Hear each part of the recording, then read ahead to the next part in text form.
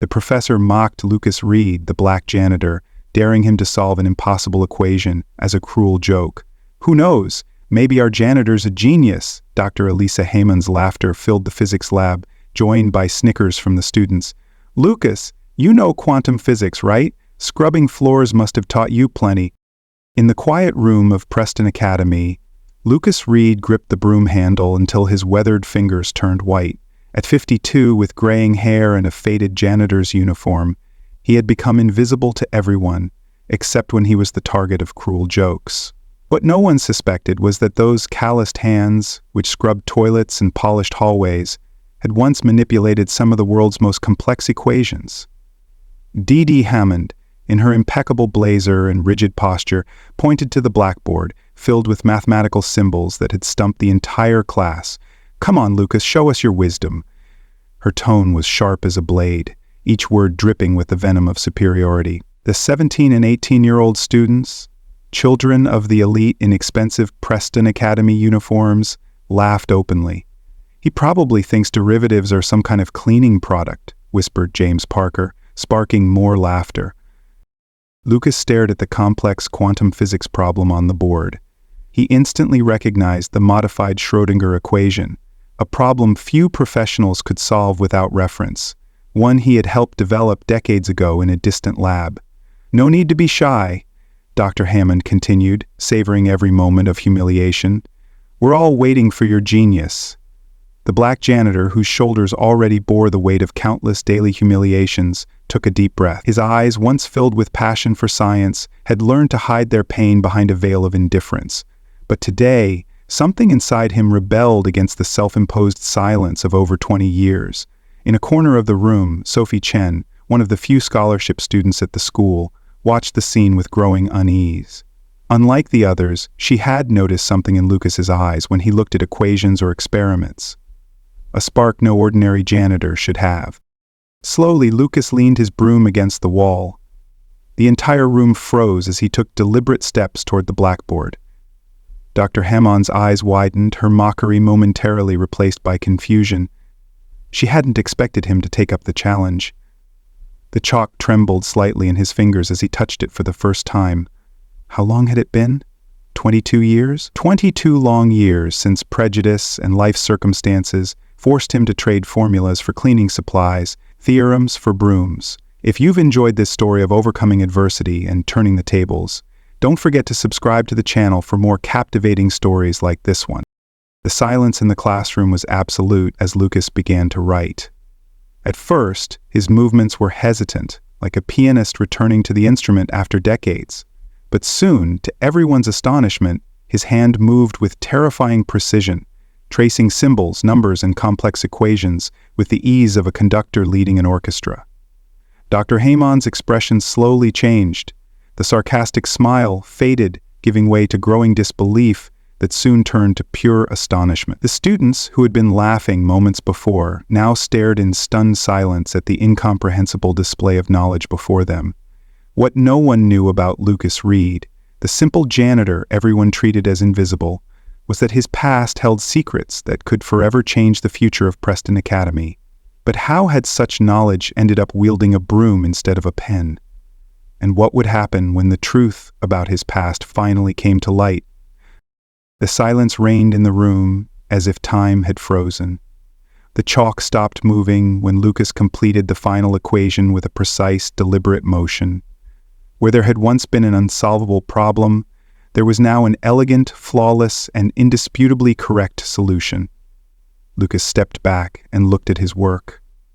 That's not possible," Dr. Hammond murmured, approaching the board as if she didn't trust her own eyes.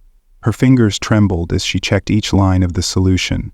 "How did you—" The words died in her throat. The first to break the silence was Daniel Garcia, a chemistry teacher passing by in the hallway, who had stopped at the door, drawn by the unusual scene. "My God! That's the solution to the Caslan problem. No one can solve it without computational aid." Lucas didn't respond. With the same quiet dignity he had always shown, he simply picked up his broom and began to walk away. The students, still dazed, parted, as if standing before a strange and powerful force of nature. "Wait!" Sophie Chen stood abruptly. "Mr. Reed, you can't just leave like that." "I have work to do," Lucas replied softly, his deep, controlled voice revealing a faint accent that hinted at years of formal education. "The bathrooms on the second floor still need cleaning." The normalcy of his response, contrasted with the extraordinary display of genius, only heightened the absurdity of the situation. Sophie exchanged glances with her friend Theo Williams, another scholarship student who seemed equally fascinated. Dr. Hammond regained her composure, her face hardening. "That was some kind of trick," she declared, though her voice betrayed uncertainty. "Maybe he saw the solution somewhere." Lucas paused at the door, his silhouette framed against the hallway light. For a moment, something like a smile crossed his face. "It's an original solution, Dr. Hammond. If I find this approach published anywhere, I'd be surprised." As the class dissolved into a chaos of excited chatter, Lucas resumed his routine, slipping into the anonymity of Preston Academy's empty hallways. But something had changed. The invisible weight he carried felt slightly lighter. In the empty chemistry lab, Sophie and Theo spoke in hushed tones during a break. "I always knew there was something different about him," Sophie confessed, nervously fidgeting with her bracelet. "Sometimes, when I study late in the library, I notice how he looks at the physics books, with a different kind of gaze." "We have to find out who he really is," Theo replied, typing frantically on his laptop. "No one solves equations at that level without serious academic training." In the hours that followed, the news spread like wildfire through the prestigious institution's corridors. The black janitor, the invisible man everyone treated like furniture, had solved a problem even the professors couldn't tackle. Some laughed it off as an elaborate prank, while others quietly began questioning their own assumptions. Dr. Hammond, however, was not amused. In her private office, she obsessively checked the solution she had photographed with her phone. Every line was perfect, every transformation impeccable. This threatened not only her authority, but the entire system of privilege and hierarchy that underpinned her worldview. "I won't let a janitor do this," she muttered to herself, dialing the number of Director Peterson. "There's something highly suspicious here, and I need to investigate." Meanwhile, at the back of the academy, in the small utility room that served as a storage space for cleaning supplies, Lucas opened a locked drawer in his rusty locker. From it, he pulled out a worn leather briefcase, so old its edges were fraying. His calloused hands caressed its surface, as if it were a cherished treasure. 22 years. 22 years of keeping his true self buried beneath layers of silence and resignation. When he accepted the janitor job at Preston Academy, he swore to himself that his past would remain just that, past. But now, the public humiliation had awakened something dormant, a spark of dignity that refused to be extinguished. "Maybe it's time," he whispered to himself, opening the folder to reveal yellowed diplomas, certificates of scientific awards, and a faded photo of a young Lucas Reed in a lab, surrounded by cutting-edge equipment and smiling colleagues. What Preston Academy didn't know was that the man who scrubbed their toilets and swept their hallways held secrets that could alter the course of lives, including their own. And now that he had taken the first step, Lucas knew there was no turning back. That the truth was like light. Once released, it could never again be trapped in darkness. The next day, when Dr. Hammond entered her office, she would find something on her desk she never expected. A scientific article published over 2 decades ago with a theory that revolutionized part of quantum physics. And among the authors, a name that would now send chills down her spine. Dr. Lucas Reed in theoretical physics from Princeton University. But what had turned a brilliant scientist into a silent, invisible janitor in everyone's eyes? And what would happen when Preston Academy discovered that the man cleaning their hallways knew more than many of their esteemed professors? The day dawned with a heavy silence over Preston Academy. Dr. Hammond arrived early, as usual, her rigid posture masking the unease that had consumed her all night. Upon opening her office door, her gaze immediately caught an unfamiliar object on her pristine desk, a worn leather briefcase. Her hands trembled as she opened the first document. Her breath caught as she read the title of the scientific article, An Innovative Approach to Solving Schrödinger Equations in Complex Quantum Systems, published in the prestigious Journal of Quantum Physics, 1998. Lead author, Dr. Lucas Reed, Princeton University. No, it's not possible, she whispered, frantically flipping through the other documents, diplomas, certificates, letters of recommendation, photographs. The evidence was undeniable. The janitor she had publicly humiliated wasn't just a scientist, he was a forgotten legend. The door opened softly. Lucas Reed entered, not in his janitor's uniform but in a simple dress shirt and dark trousers. For the first time, Dr. Hammond noticed his posture. Upright, dignified, like someone accustomed to leading labs, not cleaning hallways. "I believe we have a conversation pending, Dr. Hammond," he said calmly.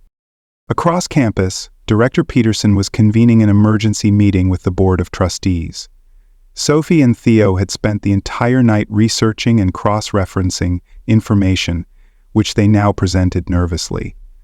Dr. Lucas Reed was one of the most brilliant theoretical physicists of his generation, Sophie explained, projecting old articles and photos. His theories on quantum behavior revolutionized the field. He was about to receive the Wolf Prize in physics when he vanished completely from academia in 2001. "What happened?" the director asked, his brow furrowed with concern. "A scandal," Theo replied. According to records, he was accused of plagiarizing his most important work. His awards were stripped, his career destroyed overnight. "And that's what turned him into a janitor?" a board member asked incredulously. "No," Sophie said firmly. "The accusation came from Dr. Walter Hammond, the late husband of our physics professor." The silence that fell over the room was suffocating. Meanwhile, in Dr. Hammond's office, 2 decades of secrets and injustices erupted in an inevitable confrontation. "You and your husband stole my work," Lucas said, his voice controlled but carrying the weight of years of suppressed pain. "You used your privilege and connections to destroy me. I was young, black, from a poor family. Who would believe me over the great Dr. Hammond and his wife, heirs to an academic dynasty?" Dr. Hammond paled but held her defiant gaze. "You can't prove anything, and even if you could, it's been too long." "It was never about proving," Lucas interrupted. "It was about surviving. When I lost everything, my career, my reputation, my dignity, I had to take the first job I could find. And you know what I discovered? Even while scrubbing floors, I was still the same man. My mind was still mine." A soft knock at the door interrupted the conversation. Director Peterson entered, followed by the entire Board of Trustees and, to everyone's surprise, James Parker and other students who had witnessed Lucas's humiliation the previous day. "Dr. Reed," the director addressed Lucas respectfully. "Or should I call you Mr. Reed? Forgive me, I'm a bit unclear on protocol in this extraordinary situation." Lucas smiled faintly. "Lucas is fine, Director." "Very well, Lucas," Peterson continued. "We just received a fascinating email. It seems that 20 years ago, a young lab assistant where you and Dr. Hammond worked kept copies of your original research drafts. They never had the courage to make them public. Until today." Dr. Hammond sank into her chair, all color draining from her face. "That's not all," Sophie interjected, holding her tablet. "Princeton University just announced they're reopening the plagiarism case against Dr. Reed, citing new conclusive evidence proving his innocence." James Parker, the student who had mocked Lucas, stepped forward, visibly ashamed. "Mr. Reed? Doctor, I want to apologize for what I said yesterday and for everything." Lucas looked at the young man with kind eyes. "Thank you, James. But you should know I hold no grudges. Prejudice is taught. We're not born with it. The important thing is to recognize it and choose to be better. Dr. Reed," the director said, "on behalf of Preston Academy, I'd like to formally offer you a position on our faculty. We desperately need someone with your expertise and integrity." All eyes turned to Lucas, awaiting his response. 22 years of injustice were being acknowledged. A lifetime of silence was finally finding a voice. But Lucas didn't answer immediately. His gaze was fixed on Dr. Hammond, who now trembled visibly. Before responding, Lucas said, "I have something to show you all." He turned to the blackboard and began writing a series of equations that no one in the room, except perhaps Dr. Hammond, fully understood. "This," he explained, "is the evolution of the theory that was stolen from me. What no one knew was that the work was incomplete. For the past 20 years, while cleaning empty rooms at night, I kept researching. As the equations filled the board, Dr. Hammond's eyes widened in awe and recognition. What she was seeing wasn't just the continuation of her research, it was its triumphant conclusion. "My God," she murmured, "you've solved it, you've solved the paradox." Lucas set the chalk down and turned to the silent room. "So, Director Peterson, about your offer. I have a counterproposal." What no one expected was that Lucas Reed, after 2 decades of forced silence, wasn't just seeking justice for himself, but a complete transformation of the system that had nearly destroyed him. And Preston Academy was about to become the epicenter of an academic revolution no one could have predicted. "My counter-proposal is this," Lucas announced, his voice filling the expectant silence. "I don't just want a teaching position. I want to create something new at Preston Academy, a special scholarship program for marginalized students with talent in science. And I want half the funding to come from the Hammond family's personal funds." The shock on Dr. Hammond's face turned to indignation. "That's extortion!" "No, Elizabeth," Lucas replied calmly. "This is restitution not just for what you and your husband stole from me, but for what you stole from countless young people who could have benefited from the innovations my work would have brought over the past 2 decades. A month passed. Preston Academy, which had always exuded elitism through its marble corridors, now buzzed with a different energy. In the former storage room, now transformed into an advanced physics lab, Lucas mentored a diverse group of students. Sophie Chen and Theo Williams worked side by side with James Parker, forming an unlikely alliance. "Professor Reed," Sophia called out, looking up from her experiment, "we've stabilized the equation, but we're still having issues with the quantum vector." Lucas smiled. It was strange to hear that title after so long responding only to janitor, or, on the worst days, not being addressed at all. "Remember, Sophie, quantum behavior doesn't follow conventional rules. Sometimes we have to let go of what we think we see to see the truth." Meanwhile, in Director Peterson's office, a tense meeting was underway. Dr. Hammond, no longer with her usual air of superiority, signed documents with her lips pressed into a thin line of displeasure. "I believe this is the last one," the director announced, sliding another form toward her. "With this, the Reed Scientific Diversity Program is officially endorsed and funded for the next 10 years. "You've ruined my career," she whispered bitterly. "No, Dr. Hammond," Peterson replied firmly. "You did that yourself when you chose to build your success on lies and prejudice. You should be grateful you're not facing criminal charges." Dr. Reed was extraordinarily merciful. Beyond the walls of Preston Academy, Lucas Reed's story had become a national sensation. Newspapers, scientific journals, and TV shows competed to interview the man who went from janitor to director of the country's most innovative scientific program. "How did you keep researching all these years?" a journalist asked during an interview in the newly opened Reed Lab. Lucas looked at his hands, now free of the cleaning chemicals that had accompanied him for so long.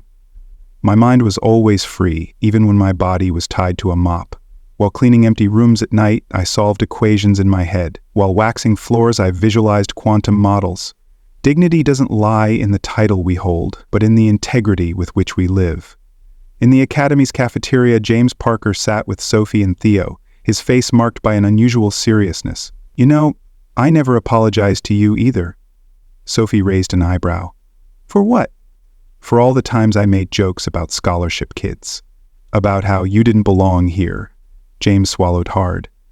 "I was like Dr. Hammond, I thought a person's worth came from their last name or the color of their skin."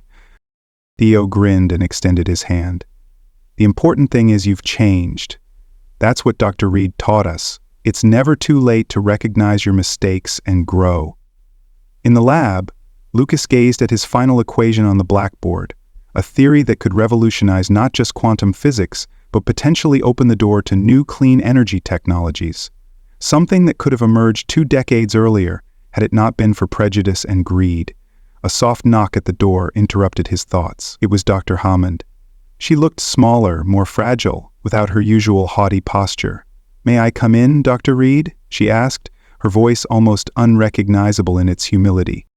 Lucas nodded, observing her calmly. There was no triumph in his gaze, only a peace she would never fully understand. I've come to tell you I'm leaving the academy," she hesitated, "and also to apologize. Not just for what Walter and I did 20 years ago, but for what I did that day in the classroom." Lucas studied her for a long moment. "Do you know what the worst part of all these years was? It wasn't losing my career or even my recognition. It was having to swallow my pride every day while people like you treated me as if I were invisible, as if my existence didn't deserve even the most basic human dignity. I know I don't deserve your forgiveness," she murmured. "It's not about what you deserve, Elizabeth," Lucas replied softly.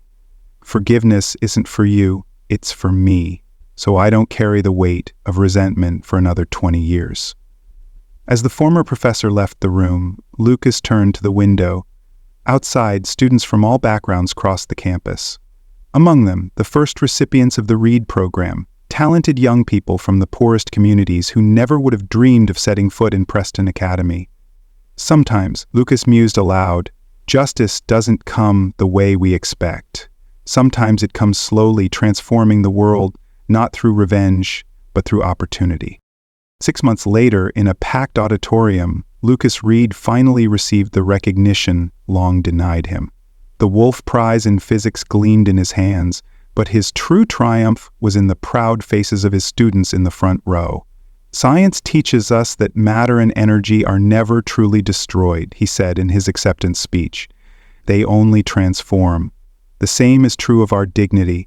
It can be hidden, suppressed, denied, but never destroyed. And when it's finally recognized, its power can transform not just one life, but entire generations." That day, everyone learned that a person's true worth never lies in their title, appearance, or background, but in the strength of their character and the greatness of their contributions to a better world. The story of Lucas Reed teaches us a profound lesson about the resilience of human dignity and the transformative power of truth over prejudice. It reminds us that a person's worth is not defined by their title, appearance, or the judgments of others, but by their character, integrity, and contributions. Lucas's journey from a silenced genius to a celebrated physicist shows that even in the face of injustice, one can preserve their inner strength and reclaim their voice. This applies to life by urging us to challenge stereotypes, recognize the hidden potential in everyone, and confront our biases with humility. It inspires us to create opportunities for those marginalized, knowing that talent can thrive anywhere if given a chance. By valuing people for who they are, not what they seem, we build a world where truth and dignity prevail, transforming lives and communities for generations. If this story touched your heart, leave a comment about a time you've seen prejudice defeated by truth. Don't forget to subscribe to the channel for more inspiring stories that remind us of the power of human resilience in the face of adversity. After all, as Lucas Reed showed us, sometimes the greatest revolutions start in the least expected places, with someone the world tried to make invisible, but who refused to disappear.